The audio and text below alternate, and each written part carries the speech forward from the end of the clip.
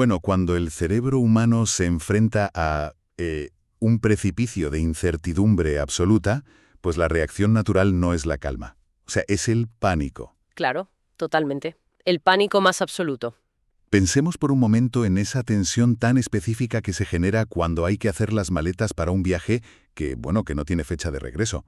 Esa ansiedad de tener los billetes arrugados en la mano, el odio visceral que sentimos hacia la falta de coordenadas claras. Ujú. Nuestro cerebro detesta no tener el control logístico, desde luego. Exacto. Pues esa disonancia cognitiva, esa incapacidad de procesar un escenario abstracto sin aferrarse a algo tangible, es la verdadera protagonista de la escena que vamos a analizar hoy. Bienvenidos a esta nueva inmersión a fondo. Hoy es domingo 3 de mayo de 2026. Nuestro texto central es el Evangelio de Juan, capítulo 14, versículos del 1 al 12. Un pasaje fascinante, la verdad. Y la misión de nuestro análisis de hoy no es hacer una simple lectura superficial, sino diseccionar uno de los diálogos más profundos del Nuevo Testamento y abordarlo como lo que realmente es, una lección magistral de comunicación en medio de una crisis emocional severa. Sí, porque el primer paso para entender esta crisis es, eliminar por completo la idea de que estamos ante un discurso ensayado o pulido. Lo que el texto documenta aquí es un intento de gestionar una emergencia psicológica en tiempo real. Una emergencia de las grandes, Claro. además. Fíjate que estas personas lo habían dejado todo. Trabajos, familias, reputación social, toda su identidad estaba anclada a la presencia física de su líder. Entonces, cuando Jesús les anuncia que se marcha, no están experimentando simplemente tristeza por una despedida. O sea, están sufriendo la amenaza de una desintegración total de su mundo. Eso es. Es crucial entender esta vulnerabilidad extrema para comprender la frase inicial de Jesús. No es un mero saludo, es, digamos, un torniquete emocional. Y esa frase de apertura es fascinante por su contención. Les dice que no tiemble vuestro corazón. Es un intento directo de calmar el sistema nervioso de los discípulos. Ujú. Y la estrategia que utiliza a continuación, la verdad, me recuerda muchísimo a un padre o una madre intentando consolar a unos niños pequeños antes de un viaje que no pueden comprender. Imaginemos la escena. El adulto se agacha, les mira a los ojos y les dice: a ver, me adelanto un momento, pero es únicamente para prepararos la habitación en una casa enorme. Claro, les habla de las muchas moradas en la casa del Padre. Exacto, y les promete que volverá a por ellos. Apela a una intimidad absoluta con esa frase de «para que donde yo estoy, estéis también vosotros». Pero, aunque la intención sea empática, esta estrategia choca de frente con un problema estructural que tenemos los seres humanos. ¿A qué te refieres exactamente? Pues a que el cerebro necesita un dónde y un cómo. O sea, las metáforas no calman a quien siente que se está ahogando. Ya, el cerebro busca un itinerario claro. Y por eso la analogía del padre consolando a los hijos es útil, bueno, hasta cierto punto, porque Jesús aquí va un paso más allá de la simple empatía. ¿Qué hace exactamente? Les dice explícitamente: ¿creéis en Dios? Creed también en mí. Desde la perspectiva de la sociología de la religión del siglo I, esto es un terremoto conceptual. O sea, les está exigiendo que tomen todo el peso de su fe histórica en el Dios de Israel y la depositen directamente sobre su figura física en ese momento de pánico. Fíjate, convierte una fe abstracta de siglos en un salvavidas inmediato. Exactamente. Modifica la narrativa de un abandono inminente y la transforma en una transición logística. La mención de preparar un lugar introduce una línea temporal que convierte la tragedia en un propósito. Pero claro, toda esta reestructuración temporal y espacial pues fracasa estrepitosamente en la mente de quienes le escuchan. Jesús comete el error, y lo digo entre comillas, de asumir algo demasiado rápido. Bueno, asume que han entendido la metáfora. Sí, porque remata este consuelo diciendo: «Y a donde yo voy ya sabéis el camino». A ver, sinceramente, si yo estuviera en esa habitación sintiendo que mi mundo se desmorona, y alguien me dice que ya conozco el camino hacia un destino invisible, me enfadaría bastante. Es muy frustrante, desde luego. Esa asunción es el detonante perfecto. Es la chispa que hace estallar la lógica pragmática contra el mulo de la metáfora espiritual. Y así es como llegamos a la famosísima interrupción de Tomás. La intervención de Tomás es fundamental. Es el anclaje a la realidad que el texto necesita en ese momento. Porque Tomás verbaliza la incapacidad humana para sostener la abstracción. Su queja es puramente logística. Es que Tomás no tiene ningún filtro. Corta el discurso y plantea lo que cualquier persona con sentido común pensaría. Dice: «Señor, no tenemos ni la más remota idea de a dónde vas, ¿Cómo pretendes que sepamos el camino? Es una exigencia de coordenadas espaciales total. O sea, Tomás quiere un mapa. Quiere saber si hay que girar a la derecha en la próxima ciudad, cuántos kilómetros hay que caminar. Y aquí me surge una duda crítica. Sabiendo que la audiencia está en modo supervivencia, ¿por qué Jesús responde a esta frustración con un enigma aún mayor? Es una muy buena pregunta. En lugar de darles algo que puedan procesar, les suelta ese famosísimo «Yo soy el camino y la verdad y la vida». ¿Por qué hace eso? Pues porque darles un mapa literal habría validado un sistema de creencias que él precisamente estaba intentando desmantelar. Este es el punto de inflexión filosófico más radical de todo el pasaje. A ver, explícanos esto un poco más. En el mundo antiguo, la divinidad era fundamentalmente geográfica y espacial. Los dioses estaban atados a templos específicos, a santuarios concretos. Ir hacia Dios implicaba literalmente un desplazamiento físico hacia un lugar, como Jerusalén, por ejemplo. Claro, tenías que peregrinar. Eso es. Entonces, lo que Jesús hace al responder «Yo soy el camino» es proponer una divinidad portátil e interiorizada. Está aboliendo el cuello de botella geográfico. O sea, desvincula por completo la experiencia de lo divino de cualquier coordenada en un mapa. Exacto. Al responder con una identidad personal en lugar de unas instrucciones espaciales, está cambiando las reglas del lenguaje religioso. La verdad y el camino dejan de ser destinos a los que llegar mediante el esfuerzo físico. Pasan a ser una relación. Una conexión relacional en lugar de una meta geográfica. Totalmente. El camino es una persona. Y esto es algo que el cerebro de Tomás, formateado bajo las leyes del templo y la geografía, pues simplemente no puede computar en ese instante. Es irónico, ¿verdad? Y a la vez profundamente liberador que una de las declaraciones más colosales de la historia de la humanidad nazca de una falta de comprensión. O sea, Tomás actúa como el catalizador perfecto. Sin duda. Gracias a su disonancia cognitiva, a que no entiende la metáfora, provoca que Jesús pronuncie esa afirmación tan tajante de «nadie va al Padre sino por mí». Si Tomás hubiera fingido entender por miedo a parecer ignorante, pues nos habríamos quedado sin el núcleo conceptual del texto. Es un patrón recurrente en la transmisión del conocimiento. A ver, las preguntas incómodas o aparentemente torpes son las que obligan a desvelar los cimientos de una idea. Pero fíjate que esa afirmación final sobre ser el acceso exclusivo al Padre no apaga el fuego en la habitación. No, que va. Enciende una nueva alarma. Exacto.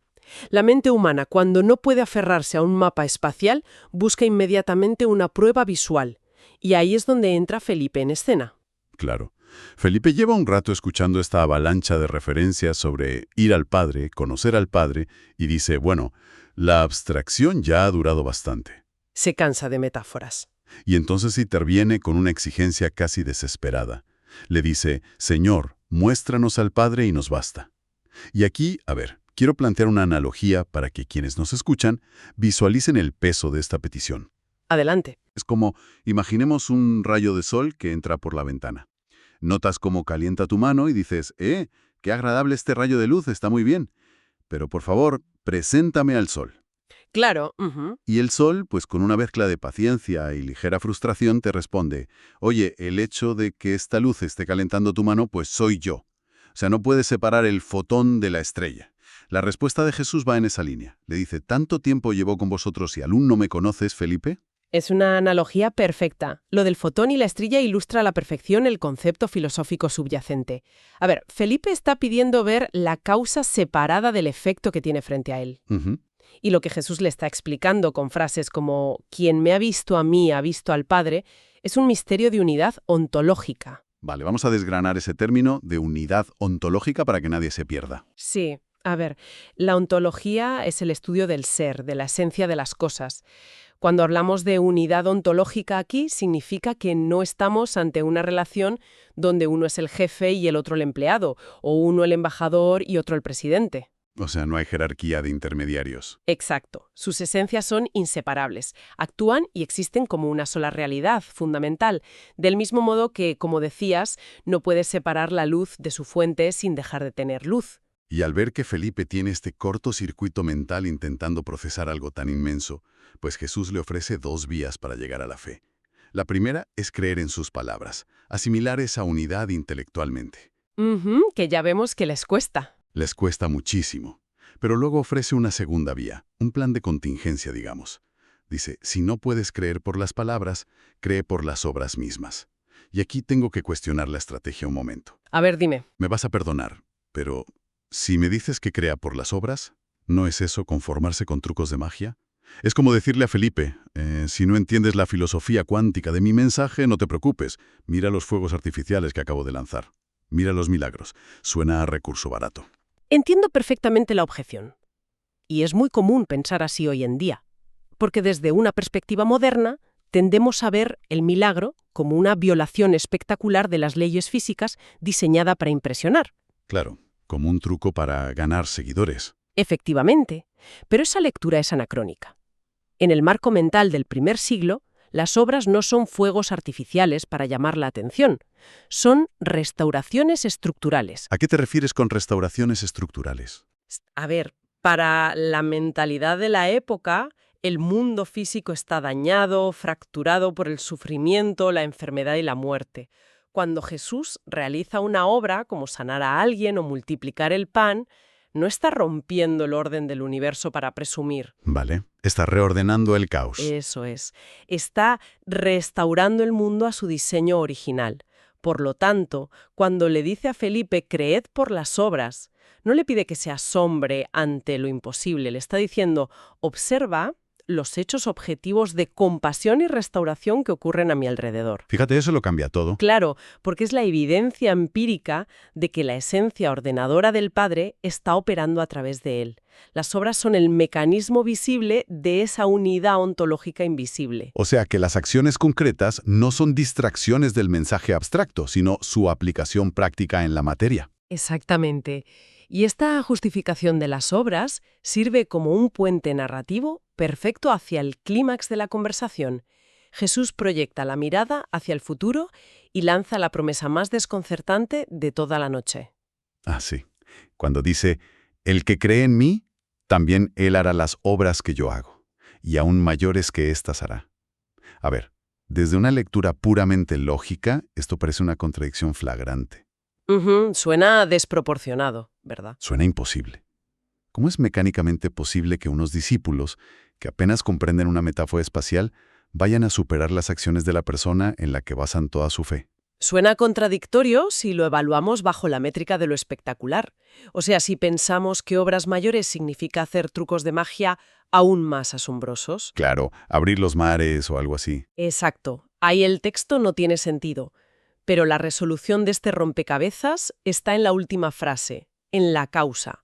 Jesús dice, porque yo voy al Padre. Ese es el mecanismo que hace posible la promesa. A ver si lo entiendo. Entonces, el hecho de marcharse no es una pérdida de poder, sino el detonante de una mejora. Eso es. Es una cuestión casi de logística divina. Durante su encarnación histórica, Jesús estaba sujeto a las restricciones del espacio y del tiempo. Estaba biológicamente limitado. Estaba en un solo pueblo de Judea o Galilea a la vez.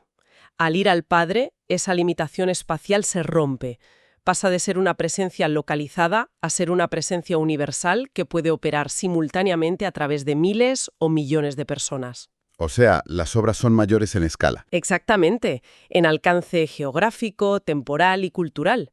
Es la transición de un fundador que microgestiona cada detalle a nivel local a un movimiento, digamos, de código abierto que se expande por todos los continentes de forma exponencial. Visto así, el arco narrativo de esta escena es absolutamente fascinante. Pensemos en el recorrido psicológico que han hecho estos personajes en unos pocos versículos. Es brutal el cambio. Empiezan la noche sumidos en un ataque de pánico por el miedo al abandono, exigiendo rutas, coordenadas, completamente paralizados. Y, a través del desmantelamiento paciente de sus conceptos geográficos, Jesús transforma esa despedida aterradora en la entrega de un legado. Sí, pasan de ser unos seguidores asustados frente a una ausencia a convertirse en los ejecutores activos de un plan de expansión global. Es una reconfiguración total del propósito. Y lo más destacable de todo este análisis es observar la infinita paciencia que se aplica frente a la incomprensión humana. Totalmente. Y creo que hay una lección enorme aquí para la cultura actual. Solemos tener un fuerte estigma contra la duda, Titubear o no captar un concepto a la primera se interpreta como debilidad intelectual o falta de visión. O incluso falta de lealtad al grupo. Fíjate, este pasaje es un testimonio de lo contrario. Son precisamente las dudas descarnadas, la confusión sin filtros de personajes como Tomás y Felipe, las que fuerzan al líder a articular las verdades más profundas de su mensaje. O sea, la vulnerabilidad de admitir ignorancia es la herramienta que desentraña el misterio. Exacto. Las dudas no son obstáculos que debemos esconder bajo la alfombra, sino trampolines estructurales necesarios. ¡Qué gran reflexión! Significa que la incapacidad inicial de procesar lo abstracto es lo que obliga a aterrizar las ideas. Y bueno, antes de cerrar nuestra inmersión de hoy, creo que esta dinámica sobre las despedidas plantea algo muy interesante para quienes nos escuchan. Sin duda, es muy aplicable a nuestra vida. Si la partida de Jesús era el único mecanismo posible para desbloquear una obra a escala mundial, cabe preguntarse qué ausencias actuales en nuestras propias vidas, qué pérdidas de algo que nos daba seguridad, son en realidad la preparación silenciosa para una expansión mucho mayor que todavía no comprendemos. Es una pregunta excelente para llevarse a la reflexión personal. Nos obliga a ver nuestros momentos de incertidumbre no como callejones sin salida, sino como el espacio donde algo nuevo se está preparando. Exacto.